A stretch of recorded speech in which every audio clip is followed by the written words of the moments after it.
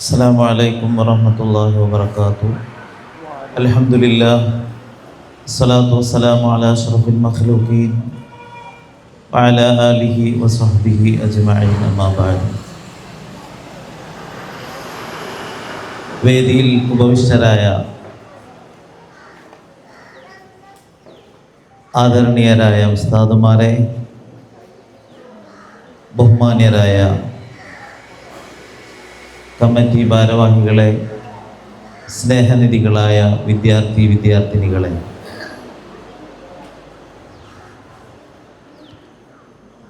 ലോകത്തെ ഏറ്റവും വലിയ ജനാധിപത്യ രാജ്യമായ നമ്മുടെ ഇന്ത്യ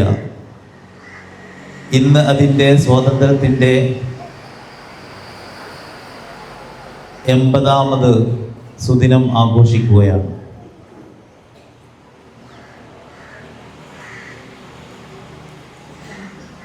നാല് നൂറ്റാണ്ടിലധികം കാലം നീണ്ടുനിന്ന വൈദേശികാധിപത്യത്തിൻ്റെ കരാളഹസ്തങ്ങളിൽ നിന്ന് നമ്മുടെ രാജ്യം സ്വതന്ത്രമായത്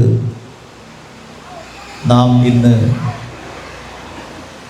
140 കോടി ജനത സമുചിതമായി ആഘോഷിക്കുകയാണ്.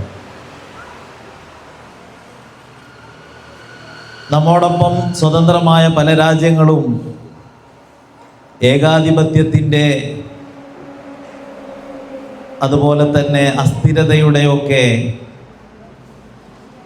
ചുഴിയിൽപ്പെട്ട് ഉലഞ്ഞു നശിച്ചു പോയിട്ടുണ്ടെങ്കിലും നമ്മുടെ ഭാരതം ഇന്നും ഈ 80ാമത് സ്വാതന്ത്ര്യ പുലരിയിലും രാജ്യത്ത് തലയുയർത്തി നിൽക്കുകയാണ്.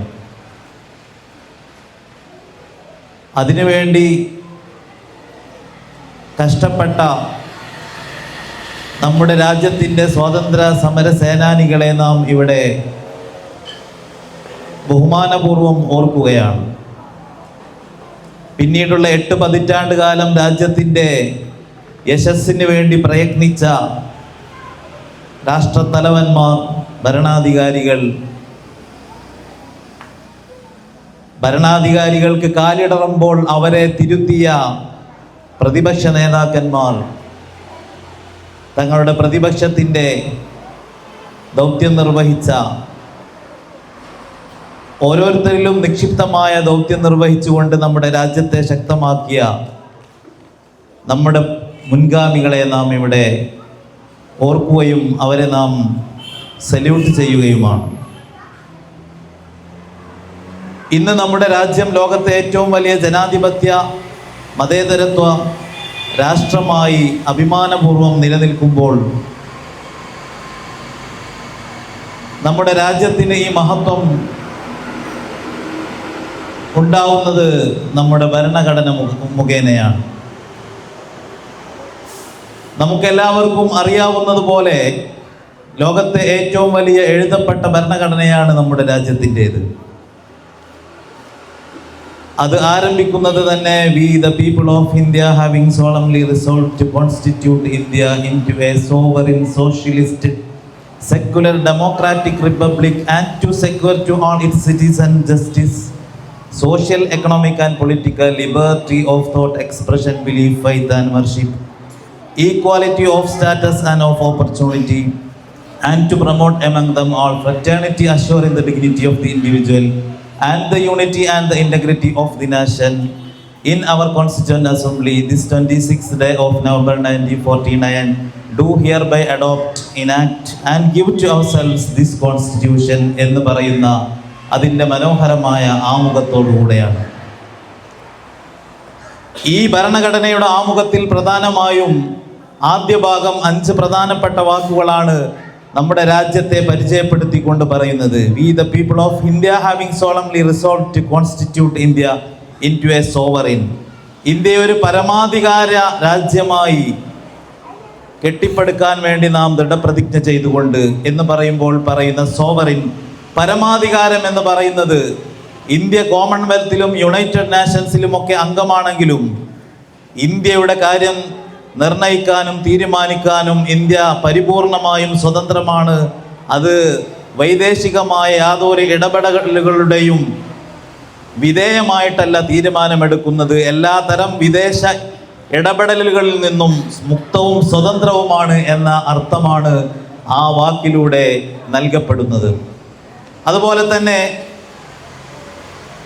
അടുത്ത വാക്ക് എന്ന് പറയുന്നത് സോഷ്യലിസ്റ്റ് എന്നുള്ളതാണ്. പദവിയിലും അവസരങ്ങളിലുമൊക്കെയുള്ള സമത്വവും അതുപോലെ തന്നെ രാജ്യത്തെ മുഴുവൻ ആളുകൾക്കും അതിൻ്റെ സമ്പത്ത് തുല്യമായി ന്യായമായി വിതരണം ചെയ്യുക എന്നതൊക്കെ, അങ്ങനെയൊക്കെയുള്ള സ്ഥിതിസമത്വ സമ്പൂർണമായ എന്നൊക്കെയുള്ള ആശയത്തിലാണ് ആ ഒരു വാക്ക് അവിടെ നമ്മുടെ രാജ്യത്തെ പരിചയപ്പെടുത്താൻ വേണ്ടി ഭരണഘടനയുടെ ആമുഖത്തിൽ കൊടുത്തിട്ടുള്ളത്. അപ്രകാരം തന്നെ അടുത്ത വാക്ക് സെക്യുലർ. സെക്യുലർ എന്ന് പറഞ്ഞാൽ മതേതരത്വം. യൂറോപ്യൻ സെക്യുലറിസത്തിൻ്റെ തീർത്തും വ്യത്യസ്തമായ ഒരു അർത്ഥമാണ് നമ്മുടെ ഇന്ത്യൻ സെക്യുലറിസത്തിനുള്ളത്.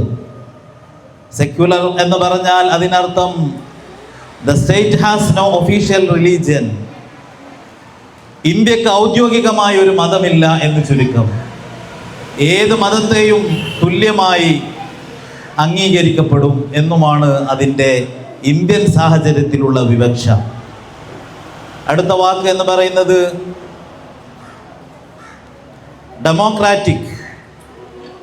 ഇതിൻ്റെ പരമമായ അധികാരം കിടക്കുന്നത് ജനങ്ങളിലാണ്. ജനങ്ങളാണ് അവരുടെ പ്രതിനിധികളെയൊക്കെ തിരഞ്ഞെടുക്കുന്നത് ഇലക്ഷനിലൂടെ. അപ്രകാരം തന്നെ അവസാനത്തെ വാക്ക് വരുന്നത് റിപ്പബ്ലിക്. രാഷ്ട്രത്തലവൻ എന്ന് പറയുന്നത് ജനങ്ങളാൽ തിരഞ്ഞെടുക്കപ്പെടുന്ന പ്രത്യേകമായ ഒരു കാലത്തേക്ക് ആ ഒരു പീരീഡിലേക്ക് തിരഞ്ഞെടുക്കപ്പെടുന്ന ഒരു രാഷ്ട്രത്തലവനാണ്, പ്രസിഡന്റാണ് നമ്മുടെ രാജ്യത്തിനുള്ളത്. മറ്റു ഇതര രാജ്യങ്ങളിലോ മറ്റു സംവിധാനങ്ങളിലോ കാണുന്നത് പോലെയുള്ള രാജപദവിയോ മറ്റോ അല്ല. നമ്മുടെ രാഷ്ട്രത്തലവനെ തിരഞ്ഞെടുക്കുന്നത് പ്രത്യേകമായ കാലത്തേക്ക് ജനങ്ങളാണ്. അതായത് ജനങ്ങൾ തിരഞ്ഞെടുത്ത ജനപ്രതിനിധികളാണ് നമ്മുടെ രാഷ്ട്രത്തലവനെ തിരഞ്ഞെടുക്കുന്നത് എന്ന് ചുരുക്കം. ഇതാണ് നമ്മുടെ രാജ്യത്തിൻ്റെ ഭരണഘടനയുടെ ആമുഖത്തിൻ്റെ തുടക്കത്തിൽ പറയുന്ന വാക്കുകൾ അർത്ഥമാക്കുന്നത്. പ്രിയമുള്ളവരെ, നാം മനസ്സിലാക്കേണ്ടത്, അതിനുശേഷം നമ്മുടെ ഭരണഘടന ഉറപ്പു നൽകുന്ന 4 കാര്യങ്ങളെ സംബന്ധിച്ചുകൂടി ഈ ഭരണഘടനയുടെ ആമുഖം തന്നെ നമുക്ക് വ്യക്തമാക്കി തരികയാണ്. And to secure to all its citizens justice. നീതി എല്ലാ പൗരന്മാർക്കും നൽകാൻ വേണ്ടി, ഉറപ്പുവരുത്താൻ വേണ്ടി. സോഷ്യൽ, എക്കണോമിക് ആൻഡ് പൊളിറ്റിക്കൽ, സാമൂഹികവും രാഷ്ട്രീയവും സാമ്പത്തികവുമായ നീതി. ഈക്വാലിറ്റി ഓഫ്, അത് കഴിഞ്ഞ് രണ്ടാമത് പറയുന്നത് liberty of thought, expression, belief, faith and worship. ചിന്ത, അത് പ്രകടിപ്പിക്കാൻ, അതുപോലെ തന്നെ ആചരിക്കാൻ, വിശ്വസിക്കാൻ ഒക്കെയുള്ള സ്വാതന്ത്ര്യം. അടുത്തത് പറയുന്ന equality of status and of opportunity, പദവിയിലും അവസരങ്ങളിലുമുള്ള സമത്വം. നാലാമത് പറയുന്നത് and to promote among them all fraternity, assuring the dignity of the individual. വ്യക്തിയുടെ അന്തസ്സ്, രാഷ്ട്രത്തിൻ്റെ അഖണ്ഡത എന്നിവയൊക്കെ ഉറപ്പുവരുത്തുന്ന സാഹോദര്യം ഈ പൗരന്മാർക്കിടയിലെല്ലാം ഉറപ്പുവരുത്തുന്നതിന് വേണ്ടി എന്ന് പറഞ്ഞുകൊണ്ട് ആധുനിക യുഗത്തിൽ ഒരു മനുഷ്യ ജീവിതത്തിന് ആവശ്യമായ എല്ലാ മൂല്യങ്ങളെയും നമ്മുടെ ഭരണഘടനയുടെ ആമുഖം തന്നെ നമുക്ക് ഉറപ്പ് നൽകുകയും അതാണ് നമ്മുടെ രാജ്യത്തിൻ്റെ ഭരണഘടന ഉൾക്കൊള്ളുന്നത് എന്ന് വിളംബരം ചെയ്യുകയുമാണ് നമ്മുടെ രാജ്യത്തിൻ്റെ ഭരണഘടനയുടെ ഈ മനോഹരമായ ആമുഖം ചെയ്യുന്നത്. അതുകൊണ്ട് തന്നെയാണ് പലപ്പോഴും പല നിലക്കും പല സംശയങ്ങളും രാജ്യത്തിൻ്റെ ജനാധിപത്യ മതേതരത്വ സ്വഭാവത്തിലൊക്കെ ഉയർന്നു വന്നുവെങ്കിലും അതിനെയെല്ലാം അതിജയിച്ചുകൊണ്ട് എല്ലാവിധ ഏകാധിപത്യ സ്വഭാവങ്ങളെയും അവസാനിപ്പിക്കാൻ രാജ്യത്തിന് ശക്തിയുണ്ട് എന്ന് കഴിഞ്ഞ പൊതു തെരഞ്ഞെടുപ്പും അതുപോലെ തന്നെ ഈയിടെ കഴിഞ്ഞ മാസം നടന്ന വിദ്യാർത്ഥികളുടെ പ്രക്ഷോഭവുമൊക്കെ നമുക്ക് പറഞ്ഞു തരുന്നത്, രാജ്യം, അതിൻ്റെ ഭരണാധികാരികൾ തെറ്റായ ദിശയിലേക്ക് സഞ്ചരിച്ചാൽ പോലും അതിനെ തിരുത്താനുള്ള ശക്തി രാജ്യത്തെ പൗരന്മാർക്കുണ്ട്. രാജ്യത്തെ അവകാശങ്ങൾ, മറ്റു സംവിധാനങ്ങൾ ഈ രാജ്യത്തിന് ഉറപ്പാക്കിയിട്ടുണ്ട്. അത് നമ്മുടെ ഭരണഘടനാ ശില്പികൾ അവർ ചെയ്തു വെച്ച ഒരു നന്മയായിട്ട് വേണം നമുക്ക് കാണാൻ. പ്രിയമുള്ള സഹോദരന്മാരെ, വിദ്യാർത്ഥിനികളെ, നാം മനസ്സിലാക്കേണ്ടത് നമ്മുടെ രാജ്യം ഇന്ന് ലോകത്തെ ഒരു വലിയ വൻശക്തിയായി മാറുകയാണ്. ഈ ഒരവസരത്തിൽ, ഈ ഒരു സാഹചര്യത്തിൽ നാം മനസ്സിലാക്കേണ്ടത് നമ്മുടെ രാജ്യത്തിൻ്റെ മഹത്വം തന്നെയാണ്. അത് ബഹുസ്വരത എന്നുള്ളതാണ്. നമ്മുടെ രാജ്യത്ത് ഒരു ഏക രൂപമല്ല നമ്മുടെ രാജ്യത്തിനുള്ളത്. നമ്മുടെ രാജ്യത്തെ ഭാഷകൾ വ്യത്യസ്തമാണ്, വേഷങ്ങൾ വ്യത്യസ്തമാണ്, മതങ്ങൾ വ്യത്യസ്തമാണ്. അതുപോലെ തന്നെ മറ്റു എല്ലാ കാര്യങ്ങളും, സംസ്കാരവും ഭക്ഷണ രീതിയും ആചാരങ്ങളും അനുഷ്ഠാനങ്ങളും എല്ലാം വ്യത്യസ്തമാണ്. പക്ഷേ അവക്കിടയിലെല്ലാം നമ്മെ ഒരുമിക്കുന്നത് ഇന്ത്യ എന്നുള്ളൊരു വികാരമാണ്. അതാണ് നാനാത്വത്തിൽ ഏകത്വം, യൂണിറ്റി ഇൻ ഡൈവേഴ്സിറ്റി എന്നൊക്കെ പറയുന്ന ഇന്ത്യയുടെ സവിശേഷത. ആ സവിശേഷ പ്രത്യേകതകളുള്ള നമ്മുടെ രാജ്യം എല്ലാവർക്കും ഒരുപോലെയുള്ള തുല്യതയാണ് നാം നേരത്തെ സൂചിപ്പിച്ചതുപോലെ വാഗ്ദാനം ചെയ്തിട്ടുള്ളത്. പക്ഷേ പലപ്പോഴും അതിൽ അപശബ്ദങ്ങൾ ഉണ്ടാകാറുണ്ട്.